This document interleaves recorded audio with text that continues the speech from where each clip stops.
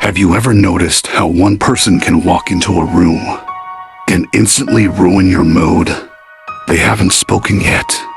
They haven't done anything wrong. Still, something inside you tightens. Your chest feels heavy. Your patience disappears. Your thoughts become louder. And later, you ask yourself quietly, why does this person affect me so much?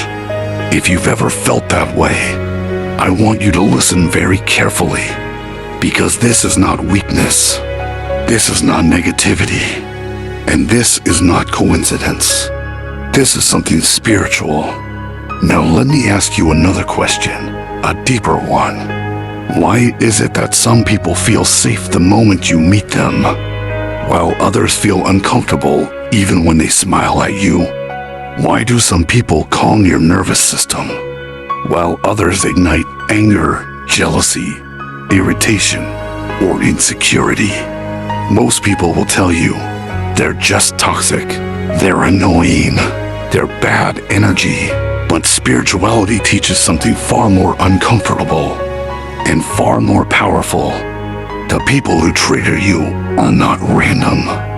They are mirrors. And today, I'm going to tell you a story that may completely change how you see conflict, emotional pain, difficult people, and even yourself. But before we go any further, let me say this clearly. If you are someone who wants to grow spiritually, if you want emotional peace, if you want relationships that don't drain you, then this understanding is essential. Because once you see the mirror, you can never unsee it. And if you feel even a small pull toward this message, if something inside you already feels exposed or curious, then I invite you to subscribe now. Not because this channel has answers, but because it asks the questions your soul has been waiting for. Now, let me take you into the story. There was a woman named Elena. Elena considered herself kind, self-aware, and spiritual. She meditated. She read spiritual books. She believed she had healed her past. But there was one person in her life who disturbed her peace completely. Her co-worker. This co-worker was confident, spoke boldly, took space in conversations, never apologized for existing. And every time Elena saw her, something burned inside. Anger, judgment, resentment. Elena tried everything, ignoring her, being polite, avoiding eye contact. Nothing worked.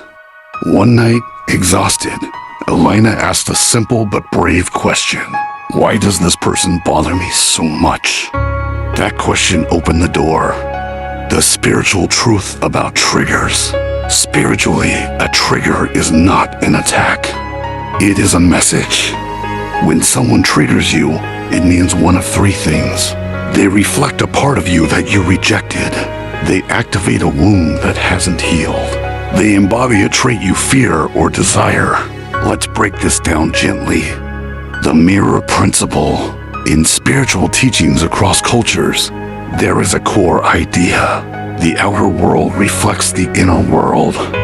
Not always literally, not always instantly, but energetically. When someone triggers you, they are holding up a mirror to something inside you that is asking for attention. In Elena's case, the coworker wasn't too confident. She was confident in a way Elena had never allowed herself to be. Elena had learned early in life to stay quiet, to be agreeable, to not take up space. Seeing someone do what she was never allowed to do created inner conflict. That conflict appeared as anger. Why the trigger feels so strong? A trigger hurts because it touches identity. It whispers, this part of you exists, but you've buried it. That's why the emotion feels disproportionate. It's not about what they said. It's about what it awakened. This is why calm advice doesn't help. Logic doesn't work. Distraction fails because the soul is involved. Different types of spiritual triggers. Let's talk about the most common ones. 1. Judgment triggers. You judge someone harshly for traits you secretly carry. You criticize arrogance, but suppress your confidence. You judge laziness, but deny your exhaustion. 2. Envy triggers. You feel irritated around someone who lives freely, not because they're wrong, but because they remind you of what you want. 3. Wound triggers. Someone activates a past pain, abandonment, rejection, being unseen. Your nervous system reacts before your mind understands. 4. Shadow triggers. Carl Jung called this the shadow self, the parts of you you were taught to hide. When someone lives your shadow openly, your psyche resists. The soul's purpose behind triggers. Here's the part most people miss. Triggers are not punishments. They are invitations. They invite you to integrate what you rejected, heal what you avoided, reclaim what you suppressed. When Elena finally saw the mirror, something shifted. She didn't suddenly like her coworker, but the anger softened. Understanding replaced reaction. And slowly, Elena gave herself permission to speak up, take space, stop apologizing for her presence. The trigger lost its power. What happens when you ignore the mirror? If you ignore triggers, they repeat. Different faces, same feeling. The universe doesn't stop teaching just because we refuse to learn. That's why patterns repeat. Same relationship dynamics, same conflicts, same emotional reactions, until awareness arrives. Now let me bring this back to you. The person who triggers you the most right now is not your enemy.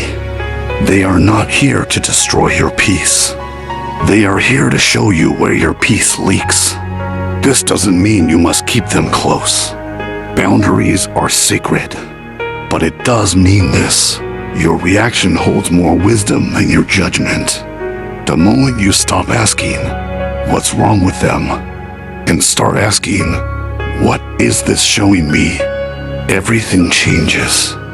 You move from victim to observer, from reaction to awareness, from pain to growth.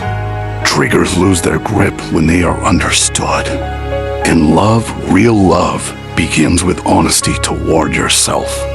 So the next time you feel anger rise, pause, breathe, and remember, this moment is not happening to you. It is happening for you.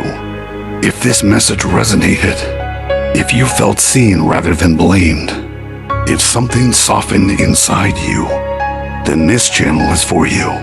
Subscribe, because here we don't teach perfection, we teach awareness.